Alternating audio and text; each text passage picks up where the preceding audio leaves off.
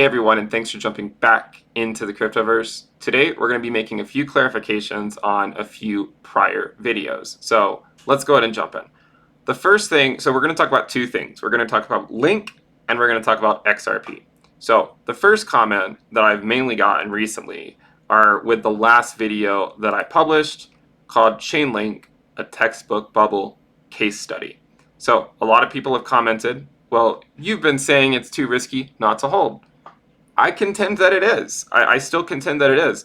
And in fact, it's still doing quite well against USD, which is mainly what I base my buys on with Link anyways. The reason I'm buying Link right now is because the risk on it is a lot lower than it is on Bitcoin. And so there's going to be 30% corrections. And the thing that is somewhat scary to me is how upset people have gotten. But I can assure you, if that stuff scares you, you haven't seen anything yet, right? You simply haven't seen anything yet, because if and when Bitcoin ever corrects to the 20-week moving average, rest assured, most of the altcoin market is going to correct back down with it.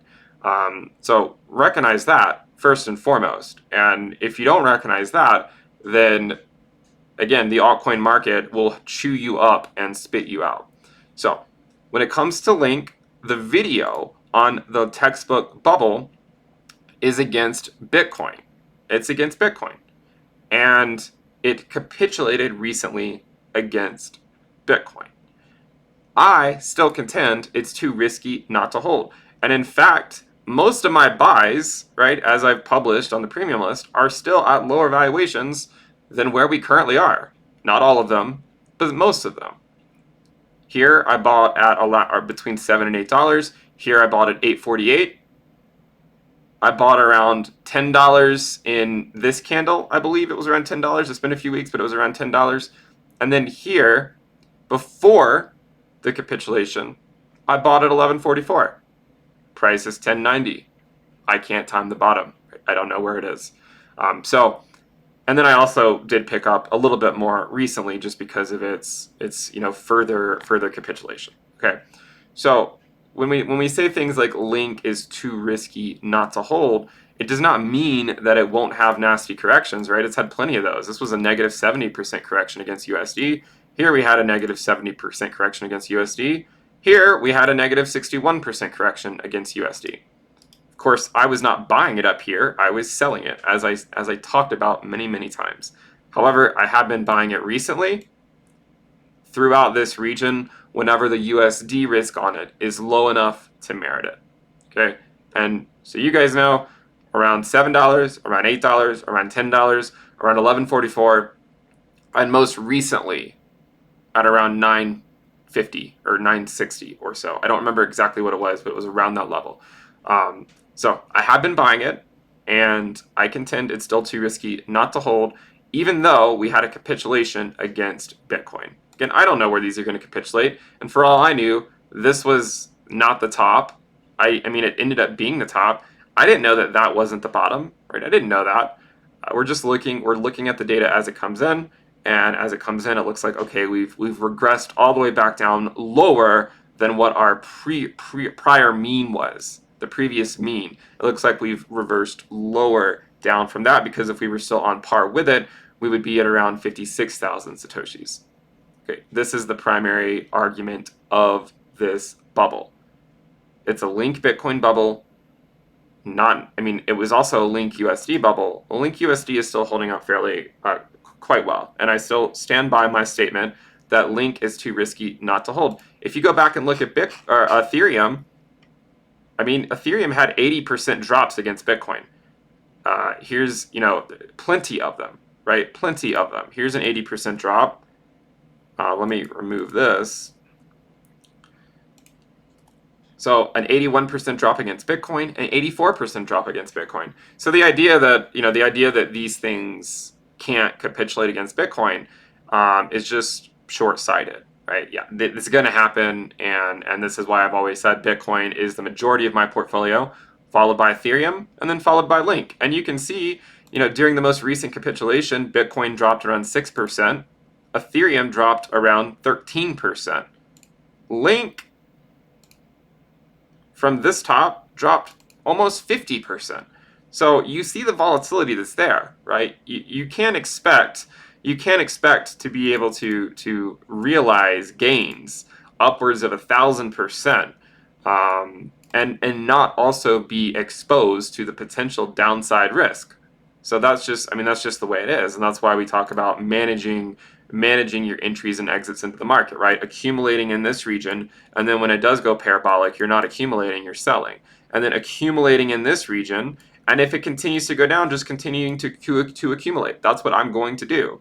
And if it eventually recovers and continues on, then I'll just dynamically DCA the sells again. So hopefully that at first explains my my thoughts on Link, because there were a lot of comments of people saying, you know what, this isn't, you know, you said it's too risky not to hold. Now you're putting out a video on a textbook bubble. I get the frustration. However, I've been buying it against USD, and it's still holding fairly well. Still holding up fairly well against USD, right? It's at around $11, around 10.89 right now. And you know, we'll see what happens with it. But yeah, I mean, Link capitulated against Bitcoin. The entire market essentially capitulated against Bitcoin. These are the risks of holding altcoins. So that's point number one. Point number two is what happened to the XRP video. Okay, well, the first thing I want to say is it's back. It's right here in all its glory. It's right here with 18,000 views. And in the video, I said XRP, time to become a bull. And if you follow the channel, you knew this was coming, right? Because we've always often said that XRP tends to perform well once Bitcoin gets to its prior all-time high. It just simply does. And during the video, that's what had happened, right? There was no other news in the space on the SEC or anything like that, which I think also had an effect of dragging the entire altcoin market down yesterday. There was nothing like that. And my main concern was, well, what if new people come in and they're just not knowledgeable of what's going on, and they see the video and they think, oh, I'm going to go buy XRP. Well, mistakenly, I took it down, right? Mistakenly, I took it down. It was only down for like 12 hours. I don't even think 12 hours. The reason I took it down was because I wanted to protect new people from just seeing it, not recognizing what the risks are. In hindsight, that doesn't really do you guys any favors if you watched it and are relying on that, because then it comes down to, well, is Ben just going to, remove the videos that don't pan out? And I don't want to do that. And in hindsight, it was probably not the best move. Okay, it's probably not the best move. It's back. It's back. It's right here. I did buy XRP at 53 cents, and then I bought it again at around, I think, like 28 cents or so, 27, 28 cents. And then I thought about it for a couple days and decided it's not worth the risk of in terms of continuing to buy it. It's not worth the risk in light of the news that we have. Okay, it's not worth the risk in the light of the new news that we have. And with that said, I still do own some XRP, and we'll see. We'll see what happens with it. It's all the way back down in this bottom region down here, which has historically been its bottom, right around less than 1,000 satoshis. It's in prior market cycles, it has gone to this level. Okay, and you can see that it recently made it down to that level again, and made it down to 923 satoshis. So there is a chance that XRP recovers. I still will hold on to the small bag that I have, and I'll see where it takes me. If it goes to zero, it goes to zero. If it recovers and eventually moves on, then great, right? But I am no longer continuing to accumulate it given the news, right? Given the news, I need assurances of the assets, and that I'm going to be able to sell them. And some exchanges have been delisting XRP recently, and I just want to make sure that I will be able to sell the asset in the future.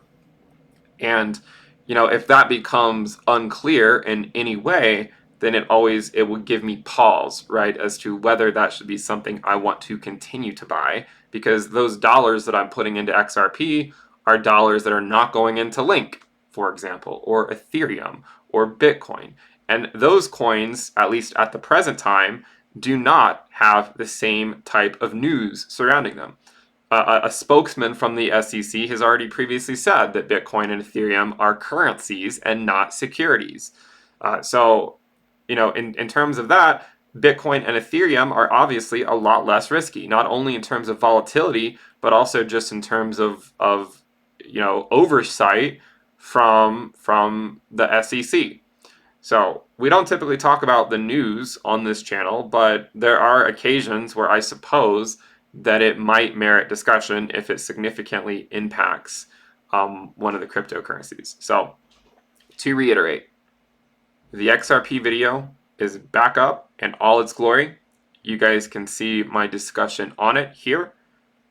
Again, I made this video before the SEC made this announcement, or really before Ripple Labs made the announcement followed by the SEC.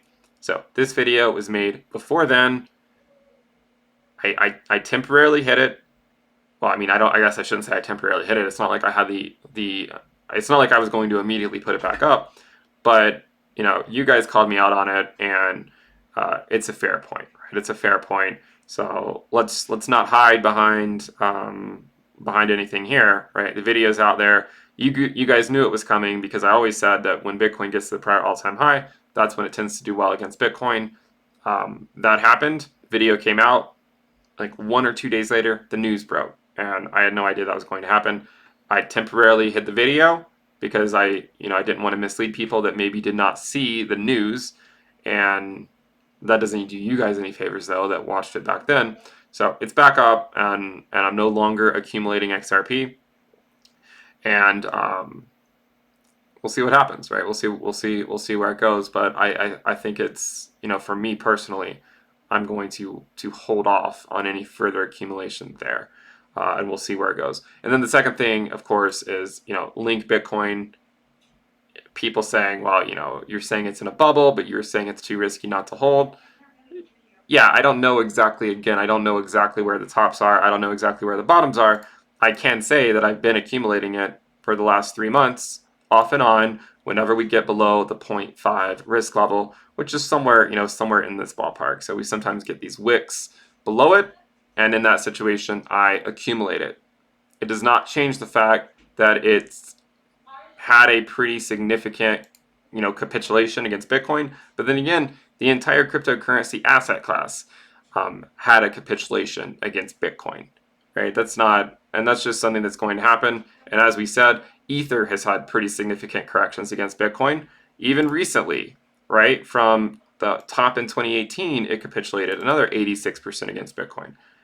These things are going to happen. We don't know where the tops are. We don't know where the bottoms are. We do the best we can. The XRP video is back up for those people who, definitely want to hold everything I say accountable. So it's back up. My apologies for taking it down. I stand by the Link bubble, or the Link Bitcoin bubble. It's too risky not to hold. It doesn't mean it's not going to trend down sometimes against Bitcoin. Hopefully this is, has clarified my position. I don't want to hide anything. I'm still accumulating Link, and I have been doing so since $7. I stopped accumulating XRP because of the recent news that broke. I should not have taken the video down. It's back up. That'll wrap it up for the video. Hope you guys enjoyed it. Let me know your thoughts, and I'll see you next time. Bye.